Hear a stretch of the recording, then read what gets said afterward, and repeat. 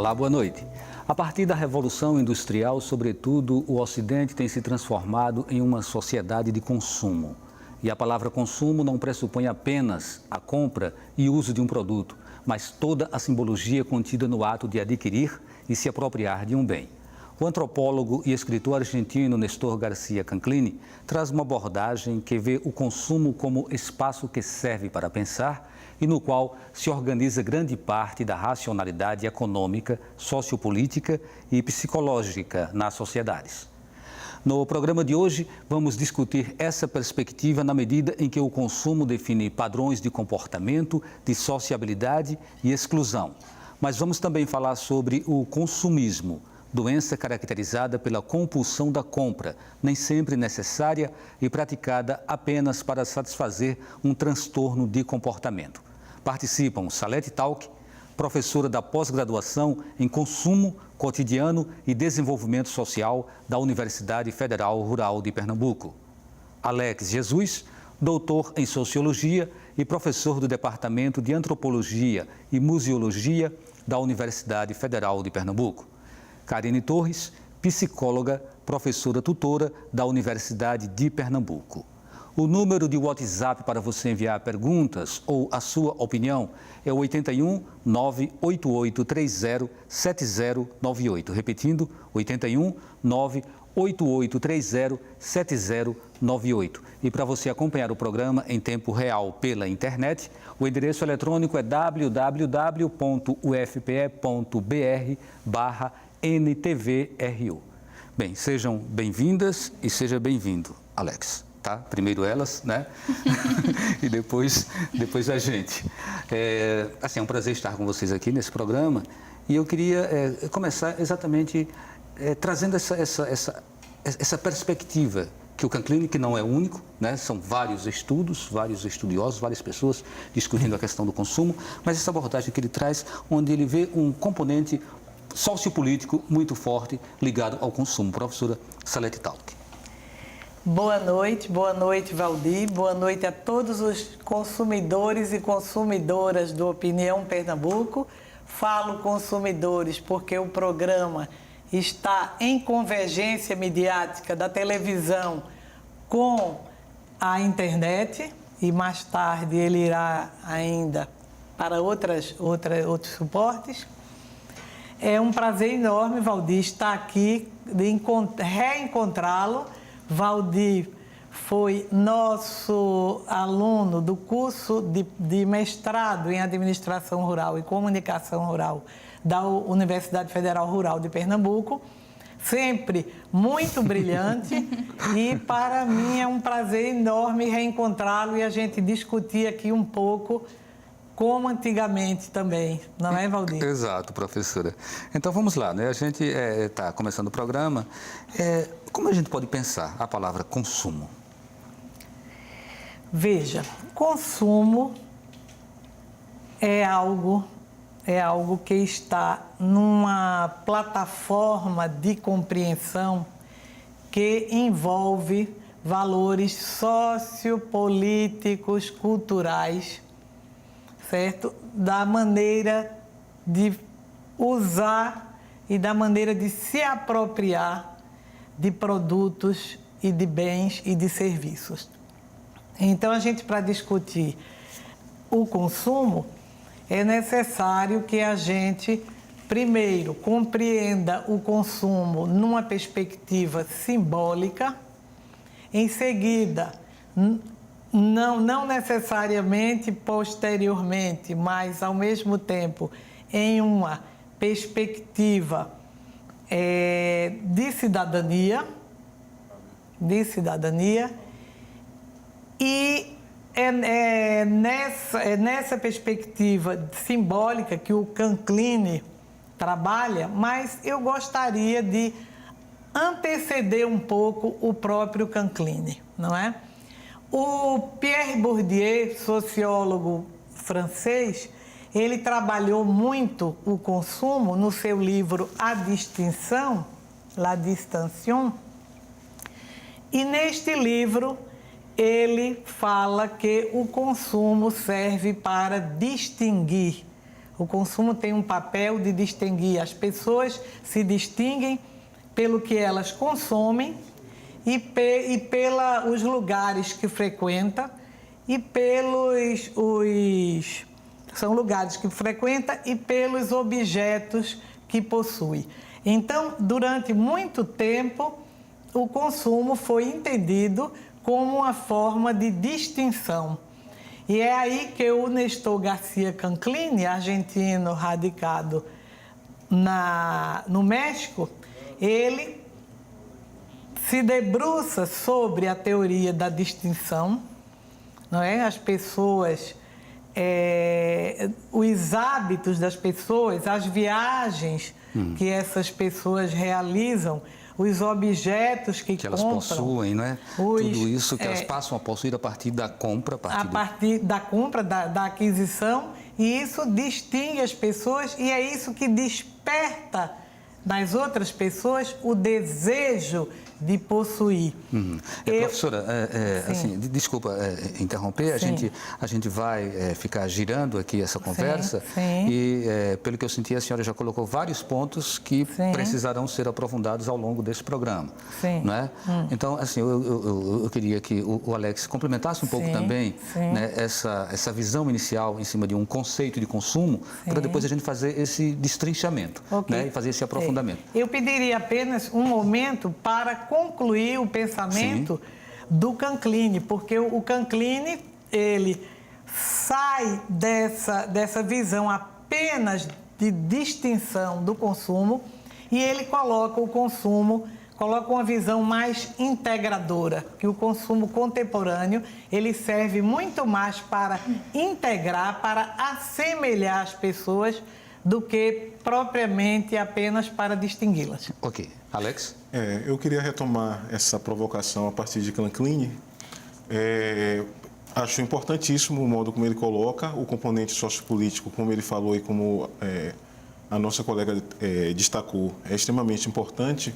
Eu só tenho medo de que, partindo de Canclini, a gente entregue toda a experiência de consumo para o capitalismo e para a modernidade. E aí você perguntou sobre a palavra, nesse aspecto eu acho muito importante. Que é o seguinte, a própria experiência de vida é uma experiência montada no consumo. Não é possível ter vida sem consumo. Né? Parece que é a própria lei da experiência biológica, da experiência vital, de que para que uma vida se mantenha, ela precisa consumir outra vida. Né? Então essa é uma experiência dos animais, é uma experiência nossa também. No nosso caso, além da experiência vital, a gente produz cultura, né, como uma espécie de uma segunda vitalidade. E uma parte significativa do que a gente chama cultura, a gente poderia dizer que é a natureza morta. Então, a própria ideia e as próprias narrativas sobre o começo da cultura, sempre está o começo é sempre um assassinato, ou seja, uma vida que foi consumida. E aí, sobre a palavra consumo, é engraçado, né, que consumir no latim aparece no século XIII. Século XIV aparece consumição.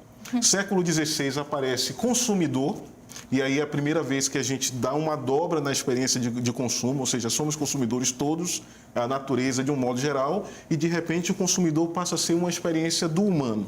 E no século XX, finalmente, aparece o termo consumismo, que aí mostra não apenas uma doença, como foi colocado aqui, mas muito mais uma característica da época. A época própria que nós vivemos é a época do consumismo. E aí eu acho que é quando os nossos problemas com o consumo efetivamente aparecem. Né? Ainda sem a gente se aprofundar muito na questão do consumismo, né? Eu queria essa tua visão inicial assim também sobre a palavra consumo. Bem, primeiramente, boa noite. Queria agradecer o convite, né? Segunda vez aqui na Opinião Pernambuco. Bom, certamente a psicologia ela tem muito a acrescentar sobre o tema, né? Aí a gente pode pensar em três caminhos. A gente pode pensar na psicologia das massas, somos seres sociais, né? Então nós pertencemos a grupos e precisamos deles, né, para sobreviver. Então a gente pode ir pelo viés da psicologia das massas, a gente pode ir pelo viés da psicopatologia, como vocês próprios estão, né, destacando aí o transtorno, né, a compulsão por compras, né, o que é que leva a esse sujeito a consumir, né? E a gente pode pensar também na influência, né, que essa psicologia ela tem também no marketing, na publicidade, nas marcas. Então, por que a gente adquire uma marca? O que a gente espera quando a gente adquire uma marca? Não é à toa que a gente, sei lá, esse test drive, eu quero fazer um test drive. Então, assim, às vezes você nem vai comprar o carro, mas o que é que está dentro daquele carro te proporciona? É o poder, né? Então, assim, mexe com... não tanto com a razão, porque se a gente estivesse mexendo com a razão, talvez a gente não comprasse. Mexe com emoção, mexe com sentimento. Então, essa é a área que a psicologia ela vai se deter, né? Comportamento, emoção, pensamento, então é por aí. E aí é onde entra o sentido simbólico do consumo, Totalmente. né? A gente, ao longo do programa, deve soltar alguns videozinhos aí, que são de publicidades, que trabalham muito essa questão do consumo. E, às vezes, dentro dessa perspectiva também de distinção, né, ou de criação de grupos, de pertencimento, né, de exclusão. Sim. E por aí vai, que acaba também caracterizando um pouco a luta de classes, que é típica mesmo de um modelo de uma sociedade capitalista e de consumo como essa em que a gente está inserido, né? Em 1992 teve uma publicidade que se tornou um marco assim, da história da publicidade, não falo um marco positivamente, né, mas que escancarou essa ideia de que para você se destacar numa sociedade, você precisa consumir. Para você se destacar num grupo, você precisa consumir. E esse consumo, quanto mais ele for requintado, mais te distingue do restante do grupo. Perfeito. Então vamos ver essa publicidade. Aí depois a gente continua essa conversa sobre. Eu tenho, você não tem. Eu tenho, você não tem. Eu tenho. Chegaram as tesourinhas Mickey e Minnie da Mundial. Só você ainda não tem. Pois é, né? Pois é. Só você ainda não tem, eu tenho, você não tem. Perigoso, né? E a criança, ela faz, inclusive, uma carinha assim, sabe? Olha, eu tenho poder sobre você. Bem perigoso. Tá? Porque eu tenho e você não tem, então eu sou melhor. É isso, professora Salete, que a senhora percebe também nessa publicidade? Veja, a gente tem que colocar essa lógica na lógica do consumo e ver que o consumo tem um viés identitário, certo? As pessoas pertencem a grupos, não é? Ou visam ou querem pertencer a determinadas comunidades de consumidores pelo ato do uso e das apropriações de determinados produtos, não é? Então, eu gostaria de comentar um pouco a questão do consumo nas sociedades chamadas primitivas de antanho, não é? Quando elas consumiam, professor, mas não havia essa conotação simbólica no consumo, né? As sociedades primitivas, elas consumiam o alimento, consumiam o abrigo, a forma de se abrigar, de se vestir, não é? De se defender das feras e até depois de produzir algo para comer, mas não havia essa conotação simbólica de que aquele produto ele não tem mais. Hoje os produtos não são mais comprados ou adquiridos ou apropriados pelo seu valor de uso. Hoje é muito mais o valor simbólico. E trabalhando com agricultores familiares, como eu frequentemente trabalho e pesquiso essa mentalidade na agricultura familiar, eu identifiquei que num processo de agricultura chamada à época alternativa ou uma agricultura orgânica, a gente não percebia que aquelas pessoas ficavam muito entusiasmadas em participar daqueles processos. Elas frequentavam, elas se alimentavam juntos, elas cantavam juntos, mas a luta não avançava. E eu fui estudar isso, eu fui analisar qual era o motivo daquelas pessoas não se interessarem muito por aquele processo, que era um processo de agricultura orgânica, que era um processo que visava o enfrentamento da pobreza. E eu fiquei surpresa quando descobri que o que essas pessoas desejavam não era absolutamente o resultado daquela luta presente, não é? Elas queriam, as mulheres entrevistadas declararam que elas tinham muita vontade de ter uma sala com sofás e cortinas adornados com almofadas coloridas, não é? Os jovens queriam ter uma televisão no quarto de dormir. Eu queria discordar um pouco, eu queria retomar isso e discordar um pouco. Sim. Primeiro, pensando a questão do consumo, né? Etimologicamente, consumo está relacionado à ideia de você poder destruir aquela coisa que você tem por consumo, né? Então, quando você coloca uma propaganda como aquela, né, e diz assim, há uma sensação de poder ali, o consumo é uma experiência de poder porque ele tem um grau de violência inserido nele. Então, isso por si já é uma relação de poder. E o que chama atenção no comercial é justamente que esse poder é dado às crianças, né? Tem um vídeo chamado, um documentário, Criança, Alma do Negócio, que eu acho que ele é muito elucidativo em relação a esse consumo. Em relação às sociedades primitivas, as sociedades primitivas elas tinham consumo e consumo ritual, sim. Né? A experiência que o Marcel Mauss, não é, traduz, que é justamente a ideia da consumação sem medida, que eram grandes festas rituais, onde a ideia mesmo era a capacidade de um mostrar um poder maior que o outro a partir do consumo.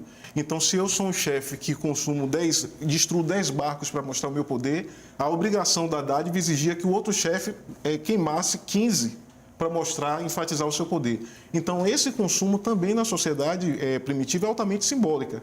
O que me parece é que a sociedade primitiva ela restringe esse simbolismo a alguns elementos para que o consumo se dê de outra forma na sociedade. E na nossa sociedade parece que o simbólico tomou toda a nossa experiência de consumo. É mais ou menos, né, o modo como eu encaro essa questão. A gente faz o primeiro intervalo e volta daqui a pouquinho falando sobre consumo e cidadania.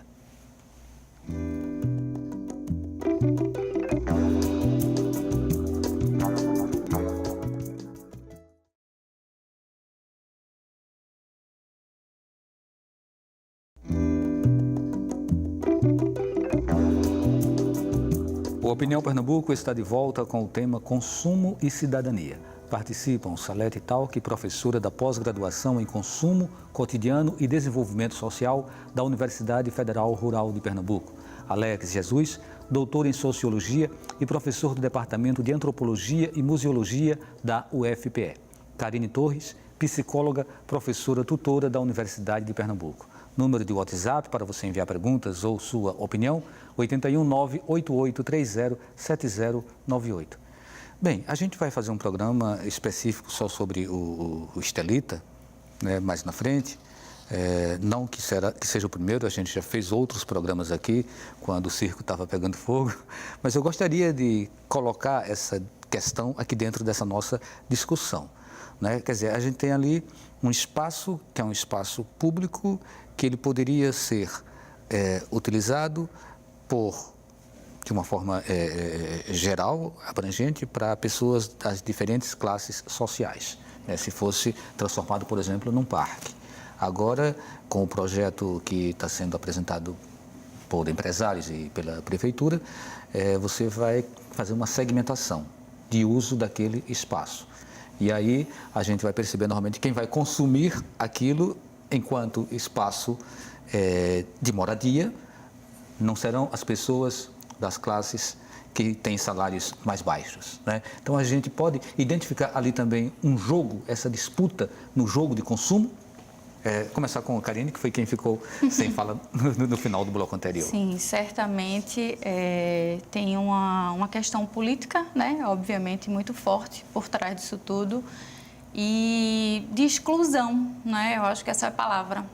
Quando a gente está falando da questão do Estelita e tudo mais, o que é que esse projeto, se ele for, enfim, aprovado, se tudo, né, enfim, acontecer, o que é que ele vai provocar de exclusão, quantas subjetividades eles não vão atingir com essa exclusão, né? E a exclusão, ela pode provocar no ser humano sentimentos e comportamentos bem complexos, né? Então, é bem complicado mesmo essa questão. Professora? Eu creio que o case, né, CAS José Estelita, a gente pode enquadrá-lo, porque estamos discutindo em termos de consumo. Consumo e cidadania, né? No consumo e cidadania, mas no consumo de ativismo. Não é? Tem uma pesquisadora sueca, Michelet, ela trata dessa questão e fala no fenômeno contemporâneo de se utilizar o consumo ativista para denúncias, para se lutar em favor de causas da cidade, que é o caso, né? Ocupação daquele espaço, que deveria ser um espaço público para todos e que está sendo privatizado a olhos vistos e à revelia de todo esse grupo que trabalha nessa luta. Nesse enquadramento aí de consumo de ativismo, a gente poderia lembrar também toda a luta feminista, toda a luta LGBT também, não é? Todas essas lutas que estão de temas postos na sociedade e que são utilizados redes, não é? Sobretudo as redes sociais, para se fazer uma luta política de ativismo.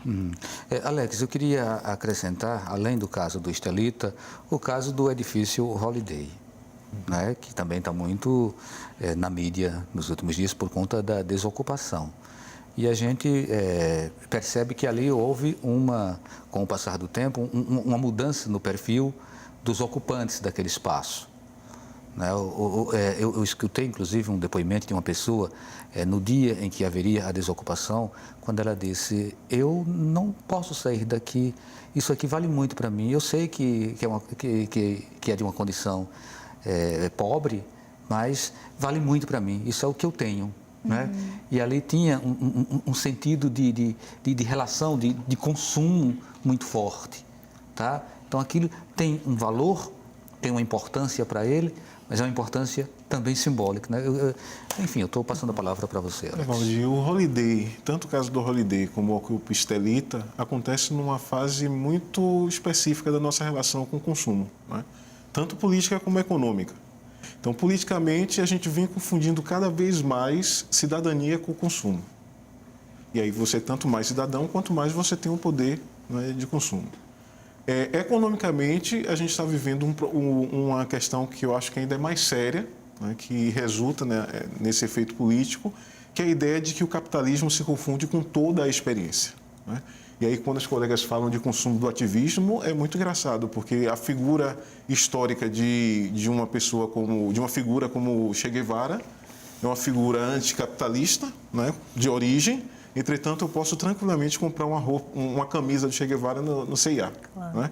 Então, é uma ideia de que o capitalismo ele é capaz de assumir tudo para si, inclusive aquilo que resiste a ele. Então, esse momento de que não há nada fora da experiência capitalista, tudo tem que ser consumido, faz com que essa experiência da cidade também seja uma experiência de consumo. Não é mais um consumo vinculado não à experiência de liberdade para fluir pela cidade, mas à possibilidade de pagar para ter acesso à experiência de cidade. É o que acontece com as praias, né? Muro Alto tem sido privatizada, Três Carneiros tem sido privatizado, praias que antes você poderia acampar e hoje tem seguranças armados que não permitem que você faça isso. Né? Então, nós estamos vivendo esse momento onde cidadania se confunde com consumo e o consumo não deixa nada de fora, né? A partir dessa experiência capitalista. Até os processos de privatização das rodovias, né? As concessões, elas criam também exclusões. Né? A gente circular, eu vi que tem um trecho aqui, são 10 quilômetros e você paga quase que R$20 para circular por 10 quilômetros. Né? Quer dizer, 10 para lá e 10 para cá, 8 e pouco. Então, assim, não é todo mundo que tenha uma condição de salário baixa que vai poder estar gastando isso numa rodovia. Então, ali só passa quem tem dinheiro, ali é o lugar do rico. As experiências de ciclovias e ciclofaixas também funcionam mais ou menos assim. Não é? Ela funciona para as pessoas de classe média que usam a bicicleta quase sempre como lazer. Mas a classe trabalhadora, ela não tem condições de colocar uma política em relação a isso. Então, isso também se traduz, né, nessa experiência de maior ou menor consumo. Né? E como vai ficando clara essa junção da palavra consumo com cidadania, não é? É verdade. Karine? E aí, trazendo um pouquinho dessa questão, né, do holiday, eu lembro de um depoimento também de uma moradora que ela disse assim: mas aqui é a única oportunidade que eu tenho de conviver nessa área nobre, de viver nessa área nobre. Então, aí você vê, né, o significado que ela atribui àquele espaço e àquela moradia e a construção da história que ela tem ali, né? Então, é bem interessante isso também. Uhum.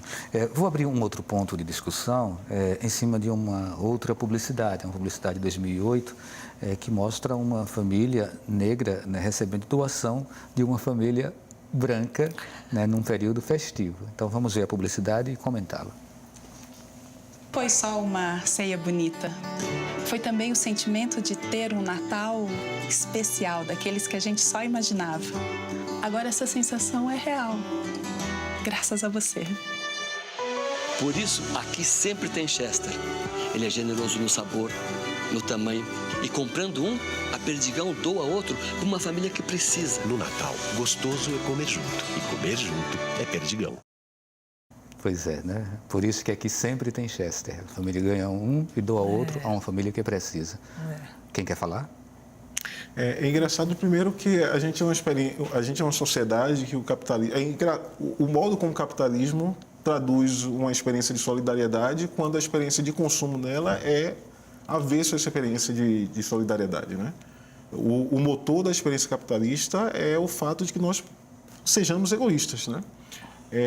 Não é mais possível pedir uma xícara de açúcar, né? Ou pensar em compartilhar um liquidificador, porque a experiência do capitalismo exige que você não apenas seja consumidor. E aí eu acho que é a questão das sociedades primitivas, né?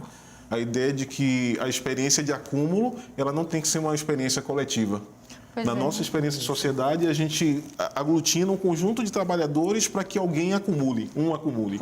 Na experiência das sociedades primitivas, um acumula e depois, numa experiência ritual, destrói, consome tudo aquilo com a coletividade. E é interessante a gente pensar nas necessidades, né? Todos nós temos necessidades de compra. E aí, não só de compra, mas necessidade de ser amado, né? De estima, de ser querido, né? De poder. E aí, quando essas necessidades elas não estão bem equilibradas, aí a gente parte para algo bem mais grave, né? E aí a gente tenta, sei lá, suprimir, enfim, ou tamponar isso, ou enfim, né? Com outras questões. E aí vem a questão da compra mais, né, pro lado da psicopatologia, enfim. Philip Kotler, que é um autor, né, um pesquisador, estudioso da área de marketing, ele faz, inclusive, uma distinção entre desejo e necessidade. São coisas completamente diferentes, né? A necessidade pode ser de você se locomover em um carro. Agora, o teu desejo é que esse carro ele seja um BMW, que seja uma Mercedes, né? E aí esse desejo ele é criado culturalmente. E é influenciado muitas vezes pela publicidade. É assim?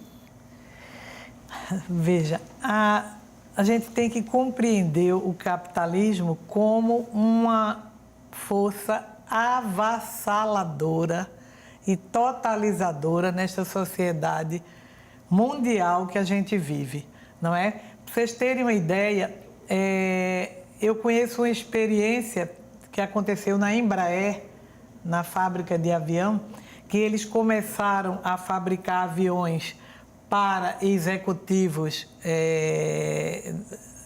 marajás do Oriente, e eles então foram, os técnicos, os engenheiros foram obrigados a fazer um curso sobre o luxo, certo? Para compreender o que é que significava uma aeronave de luxo para aquela população. E aí me enviaram até um livro, sabendo que eu era estudiosa do consumo, me enviaram um livro cujo título é Precisar Não Precisa. Quer dizer, significando que o consumo ele tem causas construídas, não é? Simbolicamente construídas.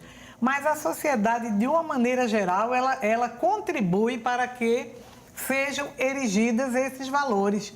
Porque quando a gente vê os indicadores de qualidade de vida, os indicadores, os IDHs da vida, todos esses indicadores de se participa, se não participa na sociedade, são todos indicadores ligados a consumo.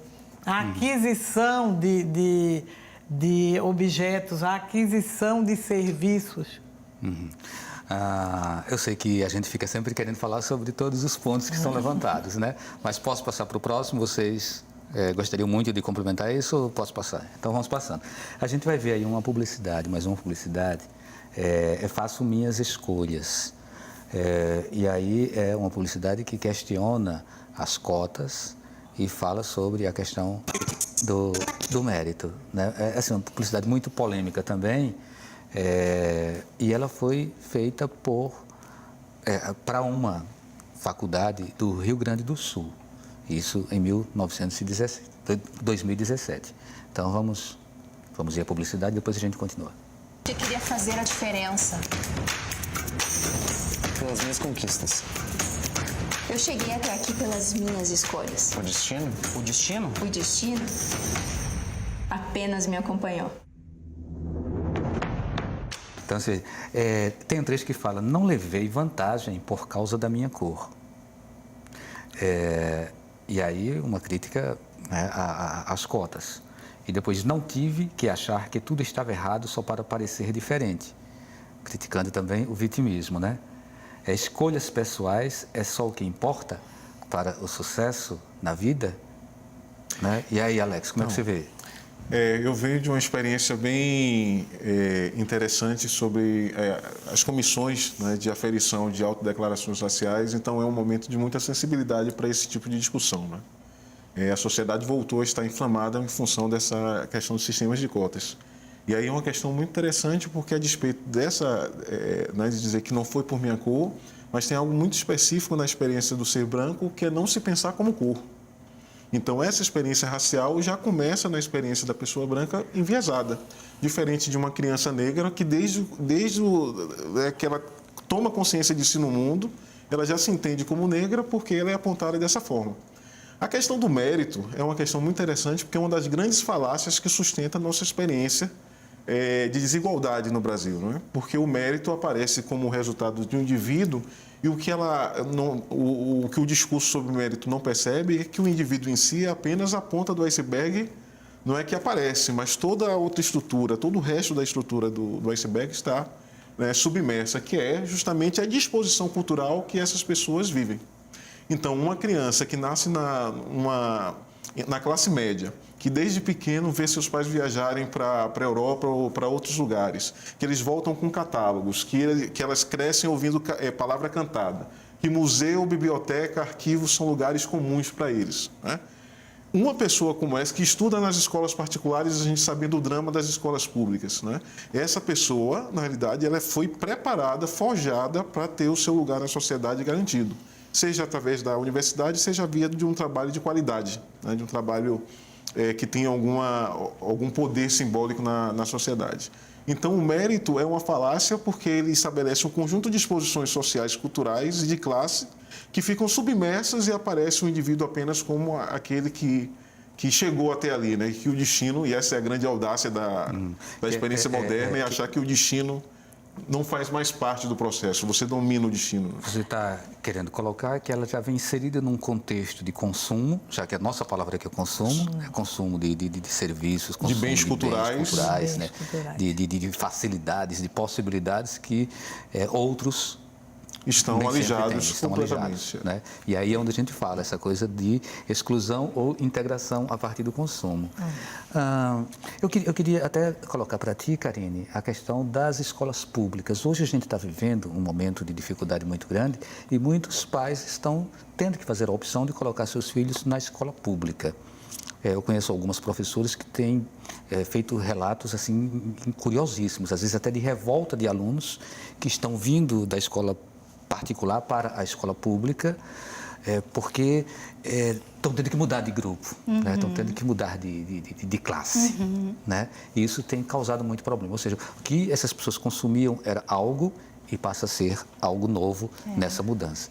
Vamos fazer o seguinte, a gente faz um intervalo, aí na volta tu traz essa resposta. Já temos aqui algumas perguntas também que nós vamos distribuir com os nossos convidados. Então a gente volta daqui a pouquinho falando sobre consumo e cidadania.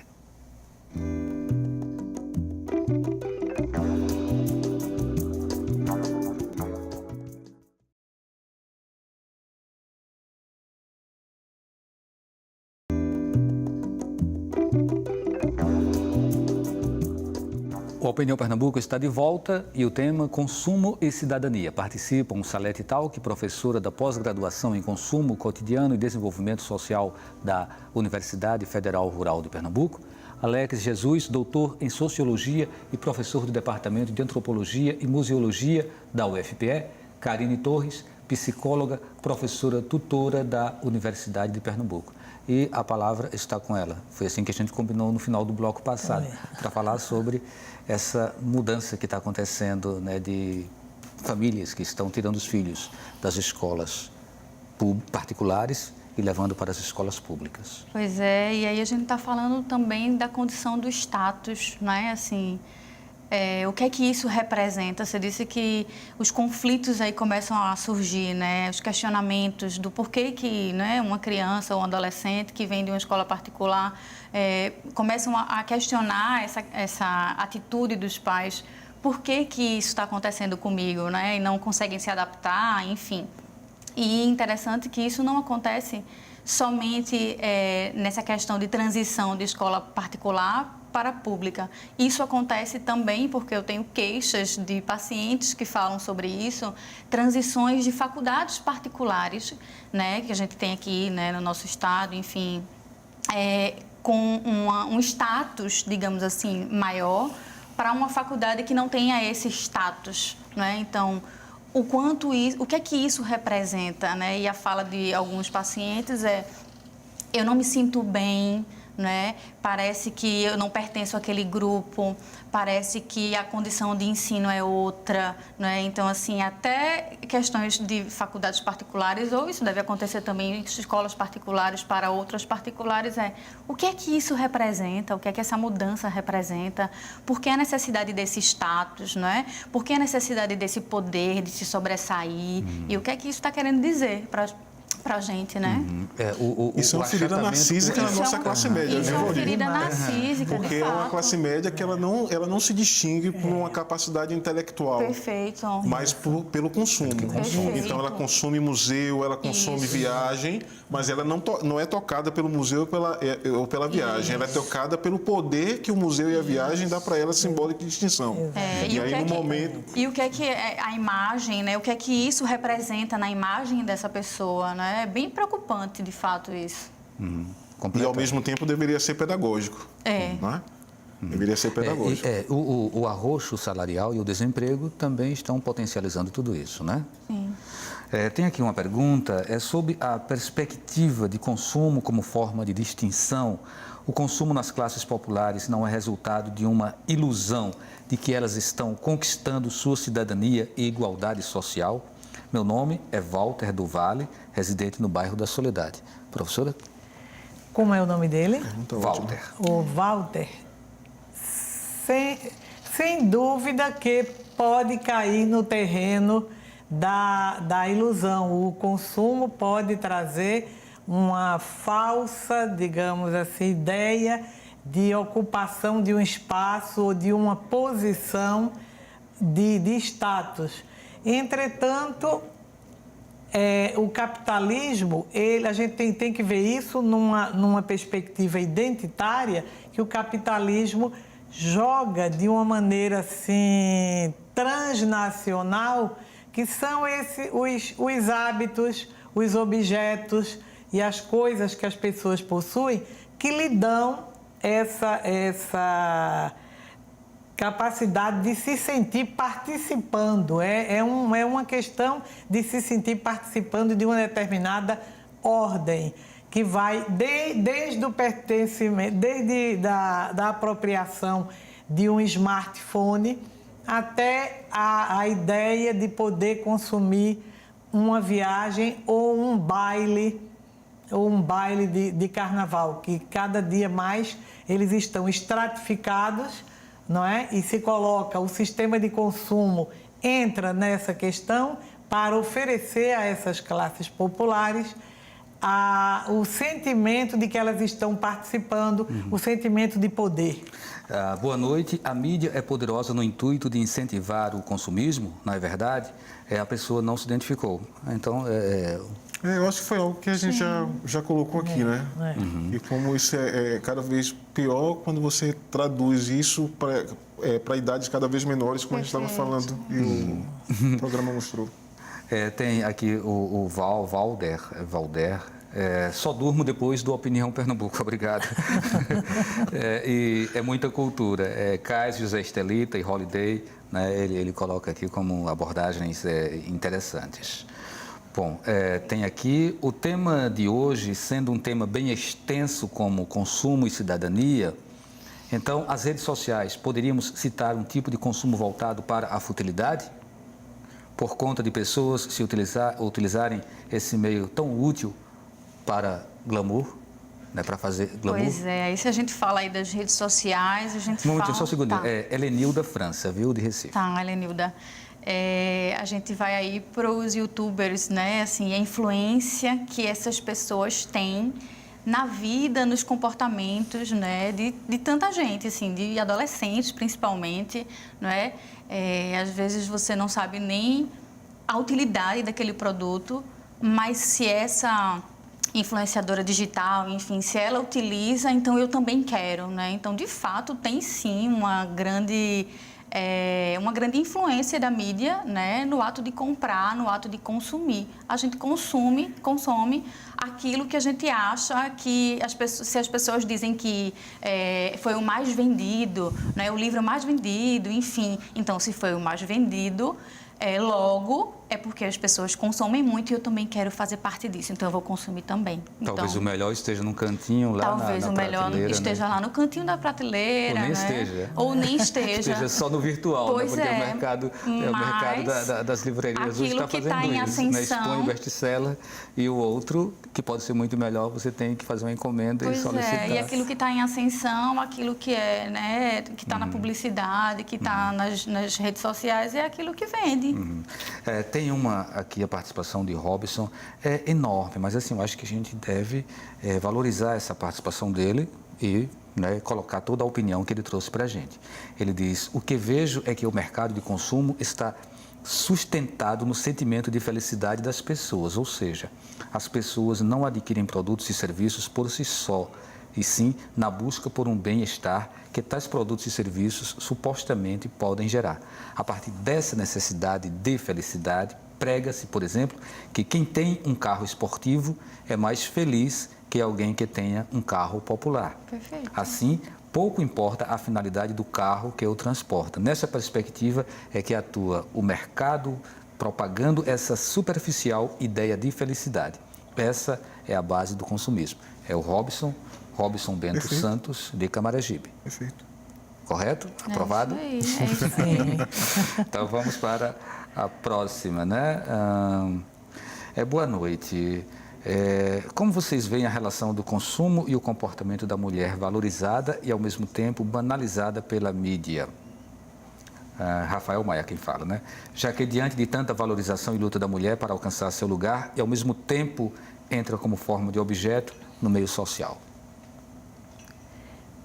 Eu creio que a mulher, historicamente, ela foi sempre usada como objeto, digamos assim, de desejo, de valorização na propaganda. Entretanto, no advento das mídias sociais, no qual esses antirreceptores, hoje, eles produzem conteúdo no processo da comunicação, está havendo um avanço bastante significativo da luta das mulheres e de uma maneira, assim, geral, dá para perceber que a mídia, de uma maneira geral, ela anda dando uma certa visibilidade a essa luta. A gente tem visto muito preconceito, isso tem se exacerbado nos últimos tempos. As campanhas eleitorais, elas foram um centro mesmo de concentração, né, de rivalidades, onde a gente vê que se instala uma luta uma percepção, às vezes, de quem está numa determinada região, de que outra região é mais pobre, né? Então, o preconceito contra o nordestino, ele passa por isso, né? E se é mais pobre, não pertence ao meu grupo. Lá vocês podem consumir charque e rapadura, aqui a gente consome caviar. Então, me parece que esse jogo ele fica muito claro nessas disputas também, né? Separatistas. Agora, tem uma publicidade, que é a publicidade do Boticário, que a gente vai ver agora, que foi também lançada em 2015. E essa publicidade, ela colocou numa ideia que estaria positivamente com um elenco totalmente negro. Então, os negros, eles figuram nessa publicidade, uma família negra. E aí, o que aconteceu foi que depois essa publicidade teve milhares de dislikes. E o que se supõe é que pessoas não gostaram da publicidade pelo fato de que ela tinha sido protagonizada por negros. Vamos rever um pouquinho a publicidade e depois a gente comenta. Eu não vou mentir. Eu nasci para ser pai. As crianças adoram as minhas brincadeiras. Eu sei respeitar o espaço deles. Claro que às vezes eu preciso falar sério, mas aí entra o meu lado sensível e tudo bem. Não é nada fácil, mas fazer o quê? Eu nasci pra isso. Às vezes, ser pai parece ser a coisa mais difícil do mundo. Mas olhe cada tentativa. Dia dos Pais merece presente. Presente é o Boticário. Então, Alex.